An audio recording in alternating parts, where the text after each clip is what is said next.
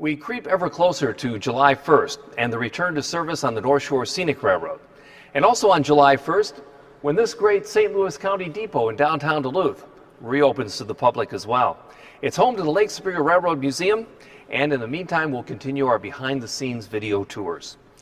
Speaking of dates, Friday was Juneteenth, the celebration of the end of slavery in America. Today is a related date, also associated with the Civil War, and that was on this date, June 22nd, 159 years ago, in 1861, the First Minnesota goes to war.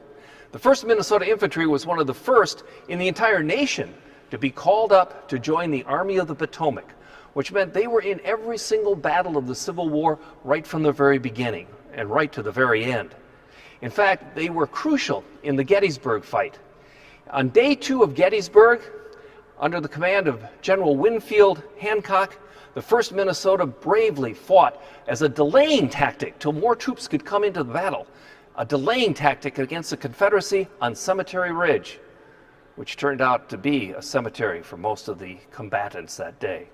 The Minnesota was devastated, and so much decimated were their ranks that they were molded in with another group that repelled the very next day, on July 3rd, Pickett's charge at Gettysburg, which was the last gasp of the Confederacy to win that monumental battle, which they lost.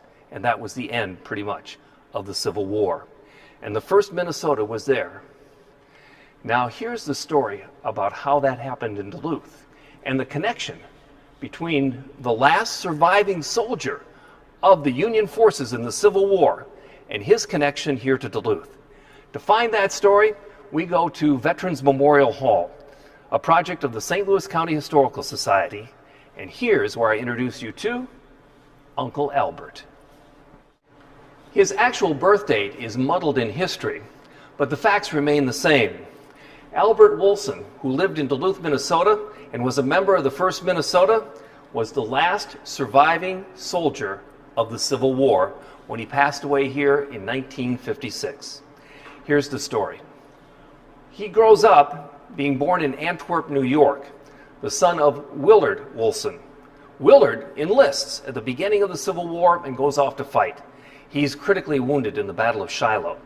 Now, back in the Civil War, the first thing you did with any wounded soldier was get them as far away from the Civil War as possible, because the medical practices of the time were horrific, barbaric, and not at all successful. Willard comes to Wilmer, Minnesota, where there's an Army hospital. And, as is also the case in most times, his family comes to actually care for him. Again, the procedures of medical science back then are horrible. So his wife and young Albert come to Wilmer, Minnesota to care for their ailing father, who never recovers. Albert, at age 14, enlists in the 1st Minnesota and is sent off to join the rest of the combatants down south.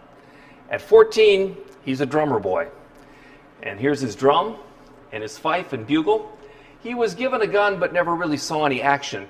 As he always said, the worst place to be with no gun and just a drum and a fife is standing between two groups of people that are about trying to kill each other. Albert Woolson was quite a character. He comes back from the Civil War, becomes a carpenter, moves to Minnesota, and in 1904 relocates here in Duluth, where he is the last surviving member of the Grand Old Army of the Republic. Albert Woolson is a Duluth celebrity. He's known around the nation, as a matter of fact, the last surviving member of the Civil War, on either side, the North or the South, and the last surviving member of the Grand Old Army of the Republic. He regularly wears his uniform and his medals and goes to school classes to tell about his exploits. He also, of course, marches in parades, even with another fellow drummer boy, before he passed away, preceding him in death. Albert Woolson dies here in Duluth in 1956, and there's a mass celebration. The last surviving member of the Civil War is laid to peace. And the Vice President of the United States comes. There's a 7-page pictorial spread in Life magazine during the time, and of course all Duluth turns out to march him to his final resting place at Park Hill Cemetery. Albert Woolson, the last surviving member of the Grand Old Army of the Republic. Said President Dwight Eisenhower after his passing, "We have lost our last link to the Civil War and to the brave men who fought in the war between the states, and we cherish their sorrow and memory. Thank you, Albert, and thank all of our veterans for their service in all of our battles. May you serve and be remembered, as well as Albert. This statue, by the way, is one of two. The other one, just like it, stands proudly in Gettysburg today. Tomorrow we'll be back with another episode. In fact, we'll tell you about the founding of the Lake Superior Railroad Museum and the St. Louis County Depot and the people responsible. Join us then, and in the meantime, please wash your hands, cover your coughs, don't touch your face, keep a social distance, and as always, let's take care of each other.